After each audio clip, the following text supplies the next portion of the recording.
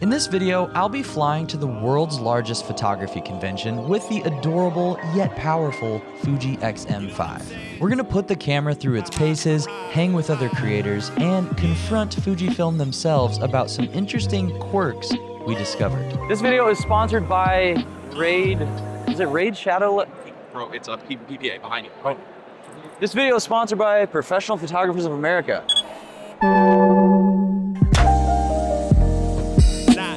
It's getting harder and harder to leave my family. So we're flying to Imaging USA today in Dallas, Texas. But what's weird about this trip is we're flying from Nashville, even though I now live in Indiana. This trip was planned long before I even knew I was gonna buy a house in Indiana. Also, new camera alert, DJI Osmo Pocket 3. DJI Osmo Pocket 3. Oh, it's almost a Pocket 3. This drive is pretty easy, but there's one pit stop I will always make. Motherland. Killing my friend Bucky the Beef. How you doing? I made it safely to Nashville, and before my flight, I got the X-M5 dialed in for both filmmaking and photography. And of course, I snapped a couple quick JPEGs to test the film simulations, and yeah, they're still amazing. The lady sitting next to me was super sweet, and she snagged this B-roll shot for me. You're a filmmaker. Oh boy. And now that I'm in Dallas, RIP Mavericks, I have a handsome lad picking me up. Bro, I can't wait to see you. Welcome to Dallas! This, my friends, is Woody, and I haven't seen him since Camp Kinotika. Welcome to Camp Kinotika! We made it to Imaging USA, and I am so stoked to test this camera with Woody and hang with everybody here. Got the official badge printed. Read it and weep, baby. PPA, the company who runs Imaging USA, are one of my main channel sponsors, and I'm just so stoked to be a part of their roster. I don't know if I'm supposed to be in here, so I feel guilty. This is a sneak peek. I'm probably not supposed to be involved in it, so love you all so much. I'll see you later.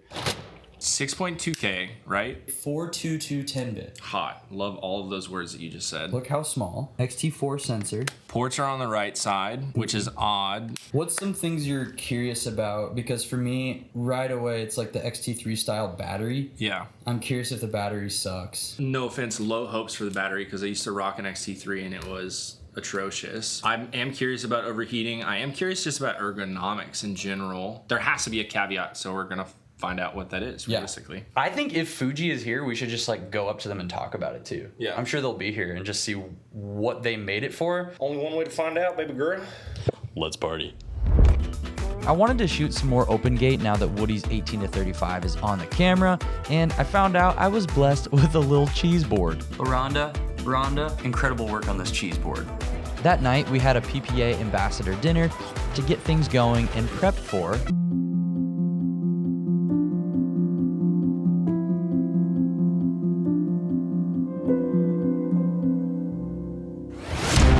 Okay, first things first, I want to see some gear, so we're heading to the expo floor, and baby, it's massive.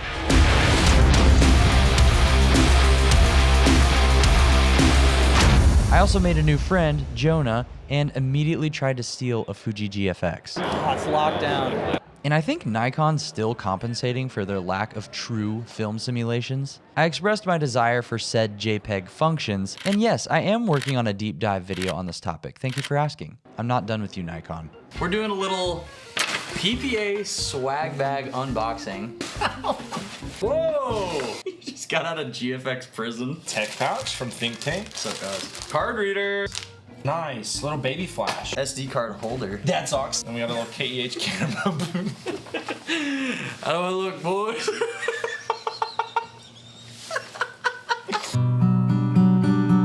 The light started looking amazing at the resort, so I commissioned Woody to be my male model for some test footage. And I'm seriously blown away at the quality of this footage coming from a $799 camera body.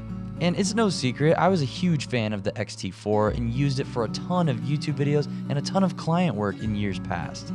The fact that this X-M5 has the same sensor but a beefier processor is just insane. And you'll hear it straight from Fuji in a minute why it was possible to get F-Log2, 6.2 open gate, and 4K 60 out of such a tiny and affordable machine.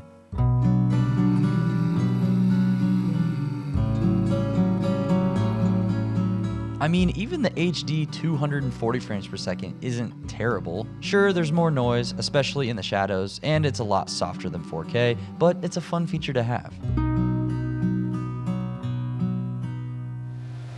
All right, Woody, what are we about to do right now? We're about to lay it down at Imaging USA. That's what we're about to be doing. Oh, that's deep. That's deep. That's deep. We're about to go do a Nikon photo walk. I got the ZFC prepared. Hot. And then we're going to confront Fujifilm about their sensor technology. True. So, we grabbed some breakfast, aka baby food for big boys, to prep for the shoot. I'm waiting until you notice.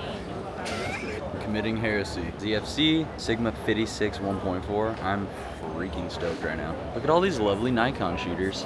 What I usually do is I play a lot with colors and colorizing. It's cool seeing how other people work, and yes, I shot some Nikon JPEGs, please stop judging me. More on that in a later video, okay? We're talking to our boy here about the X-M5, the X-Trans4 sensor, differences between older Fuji cameras and X-M5. So what was like some of your main questions? Well, yeah, so like shooting on the X-T4, which is what I do now, and then comparing it to the X-M5, you get 6.2K open gate, 442, f-log2, whatever, right? And I don't. Right. Which makes me angry, but because it's the same sensor, it's like, tell us why and kind of where that stems from. Yeah, that's always kind of like the hard part of new cameras coming out, is it makes your older camera feel a little irrelevant. Yeah. But at the same time, it's exciting because it's the future. So it is the same sensor, but in the X-M5, we've got our newer processor. So we got faster autofocus. It's really impressive.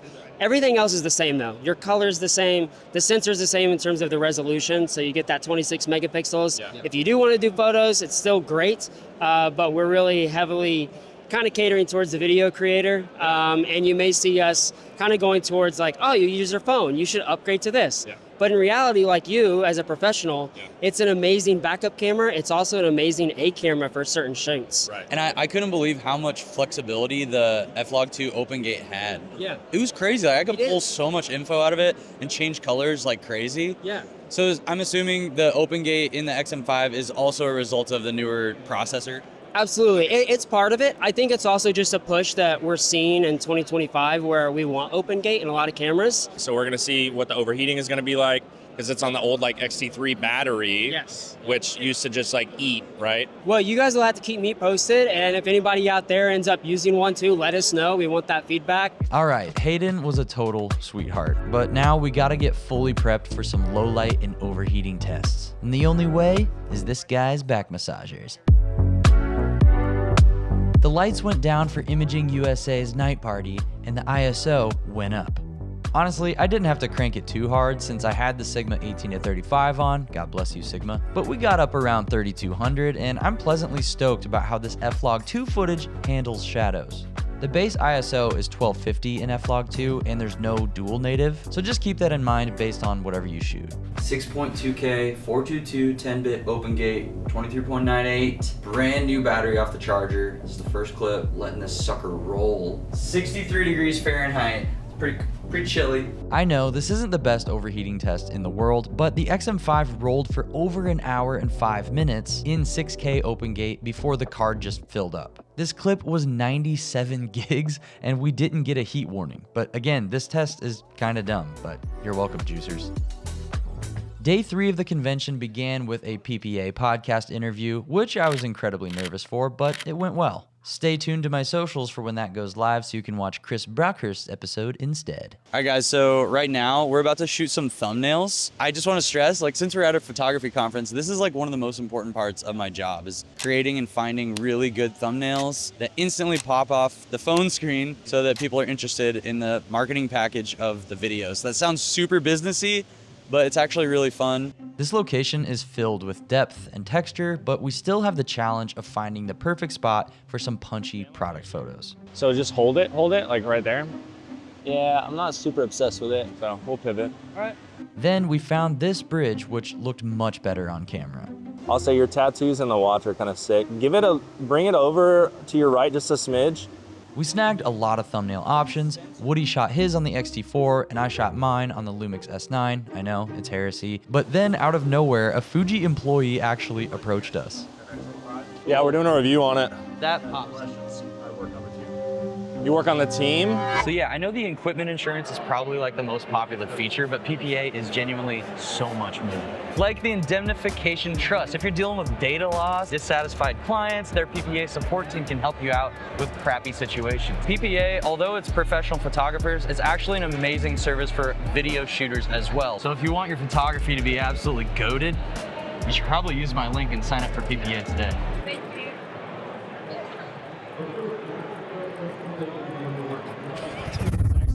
But he did answer our questions and basically just confirmed our theories that the processor is the main reason for the upgraded features versus older cameras like the X-T4. The processor makes a nice difference. It's like I wish there was just a firmware update where I could just have all those things in there. Unfortunately, did this the right way. Tech keeps getting better. Right. No, I agree. It's meant to be accessible.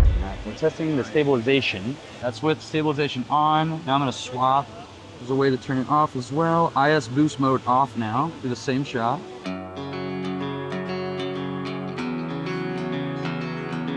It's like a Pocket XH2S, but with an X-T4 sensor. Super interesting. It does not have actual IBIS, like a physical stabilization setting, but it does have digital IS boost. So it has something, and that's only in video, but it's still nice to have just something. So we're gonna test it in an actual like walking setting to see if it gets warpy or not.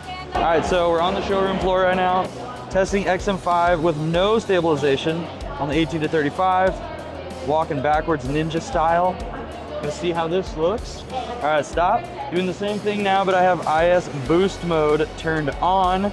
We're gonna see how good this looks, see if it's warpy or not. On screen, it's looking pretty good, honestly.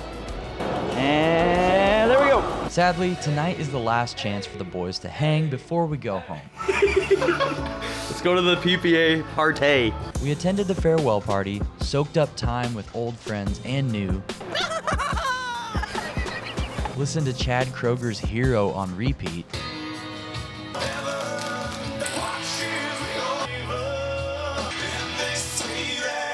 And maybe, just maybe, fell in love with the Fuji X-M5.